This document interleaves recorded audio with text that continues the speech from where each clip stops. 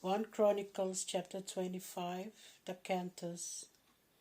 For the liturgy, David and the senior army officers set apart the sons of Asaph, of Heman and of Jeduthun, who were to prophesy playing lyre and harp and cymbal.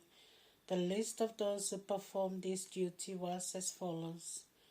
Of the sons of Asaph, Zaccur, Joseph, Nethaniah, and Asharela, the sons of Asaph, were under the direction of Asaph, who prophesied whenever the king commanded. For Jeduthun, of the sons of Jeduthun, Gedaliah, Zeri, Jeshiah, and Hashabiah, Mattithiah. There were 6 of them under the direction of their father Jeduthun, who to the sound of the lyre sang praise and thanks to the Lord. For Heman, of the sons of Heman, Bukiah, Mattaniah, Uzziel, Shebuel, Jerimoth, Hananiah, Hanani, Eliathah, Gidalti, Romantiezer, Joshbekasha, Malothi, Hothir, and Mahazioth. All these were sons of Heman, the king's seer. These sounded the trumpet when the Lord's word came. God gave Heman 14 sons and 3 daughters. All of them sang in the temple of the Lord under their father's direction to the sound of cymbal, harp, and lyre, for the liturgy in the temple of God at the direction of the king. They, Asaph, Jeduthun, and Heman, all together with their brothers, were all trained in singing to the Lord, and were skilled men, and they numbered 288. They drew lots to determine the assignment of duties of each of them, whether they were young or old, experts or beginners. The first lot fell to the Asaphite Joseph.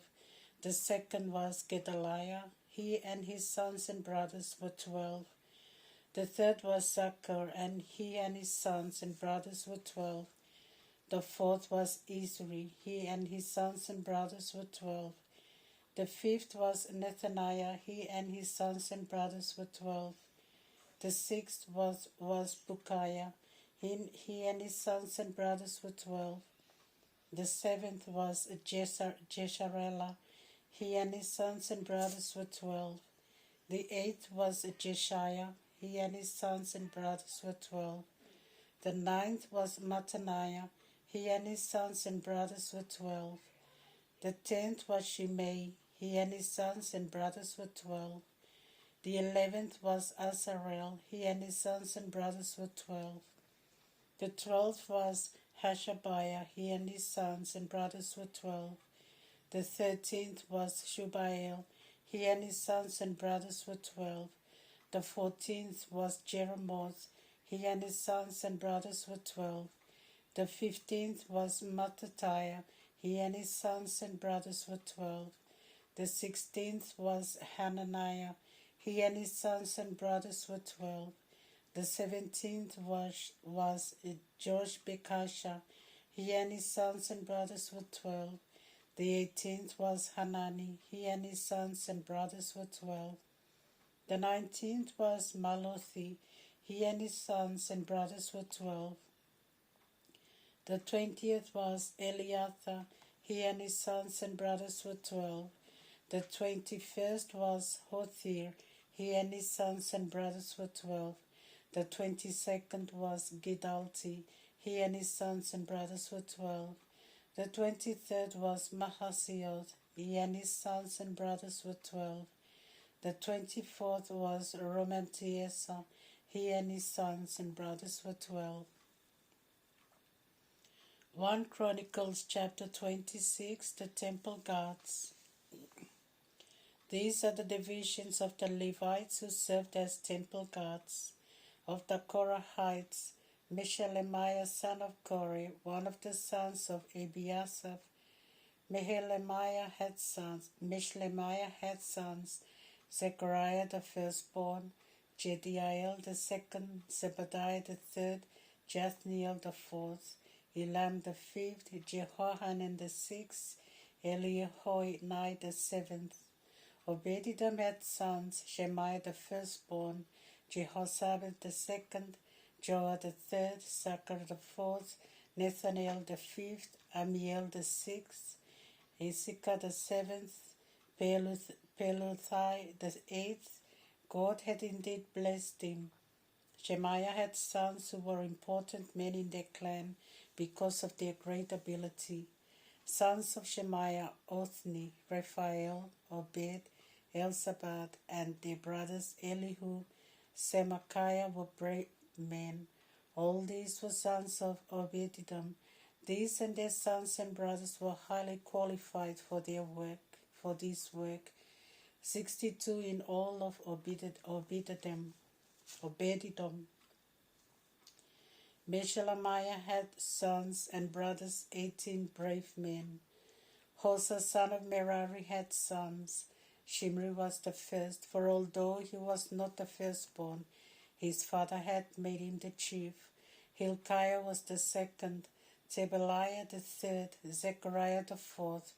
Altogether 13 members of Hosea's family were temple guards.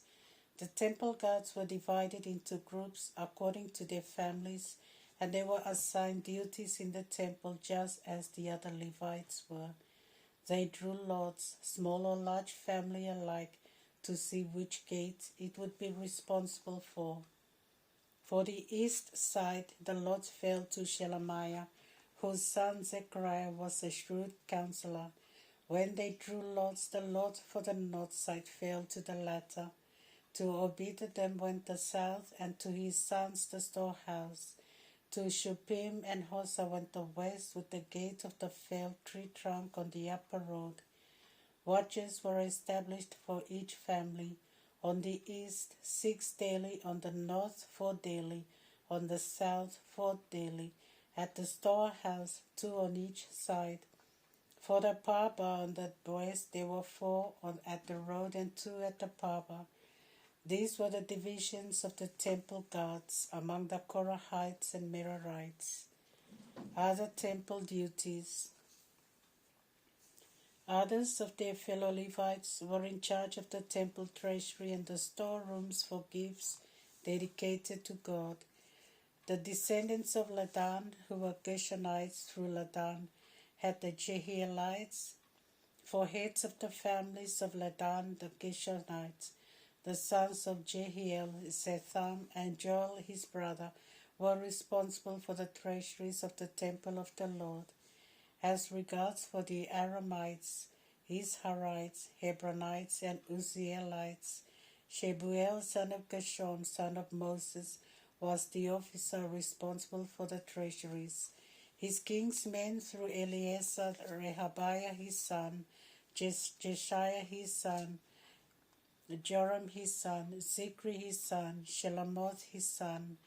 These Shelomoth and his king's men were in charge of all the gifts dedicated to the Lord by King David, by the heads of families, by officers of thousands and of hundreds, and by other senior officers. They dedicated a part of the loot they captured in battle for use in the temple of the Lord. Also the things that Samuel the seer and Saul son of Kish, Abner son of Ner, and Joab son of Zeruiah had dedicated. All that had been dedicated was under the responsibility of Shelomoth and his kinsmen. Of the Israelites, Shananiah and his sons were in charge of Israel's civil affairs as officials and judges. Of the Hebronites, Hashabiah and his kinsmen, 1,700 fighting men, were appointed as overseers of all Israel west of Jordan, for all the work of the Lord and the service of the king. Of the Hebronites, Jerojah was the chief. In the 40th year of David's reign, the family line of the Hebronite families was investigated, and fighting men were found belonging to them at Jasher in Gilead. King David appointed 2,700 fighting men, king's men, to Jerijah and heads of families as overseers of the Reubenites, the Gadites, and the half-tribe of Manasseh, and for everything related to the service of God and for the affairs of the king. Job chapter 18.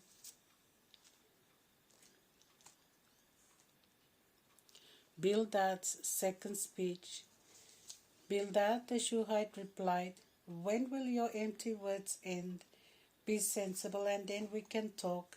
Why do you regard us like beasts? Are we stupid in your sight? You who tear yourself in your wrath, must the earth be forsaken on your account, or the rocks be moved out of their place? Surely the light of the wicked is snuffed out, the flame of his fire stops burning. The light is darkened in his tent, the lamp shining on him goes out. His vigorous steps weaken, his own schemes make him stumble. His feet take him to a net and lead him into a pitfall. A trap seizes him by the heel, a snare lays hold of him. Hidden in the ground is a noose for him, pitfalls await him along the way. Terror assail him on every side, they harry him at every step. Hunger eats up his strength, doom awaits him if he falls. Sickness eats his skin, death's firstborn devours his limbs. Torn from the security of his tent, he is marched off to the king of terrors. Fire is set in his tent, indeed sulphur is strewn on his dwelling. Dried up below are his roots, and withered above are his branches. His memory perishes in the land, his name is forgotten on the earth. From light he is driven into darkness, from the world he is banished. He has no descendants among his people, no survivor where once he lived. Men of the west are appalled at his fate, men of the east are seized with fright. Such is the lot of the wicked, such is the place of one who knows no God. Acts chapter 7, verse 1 to 21.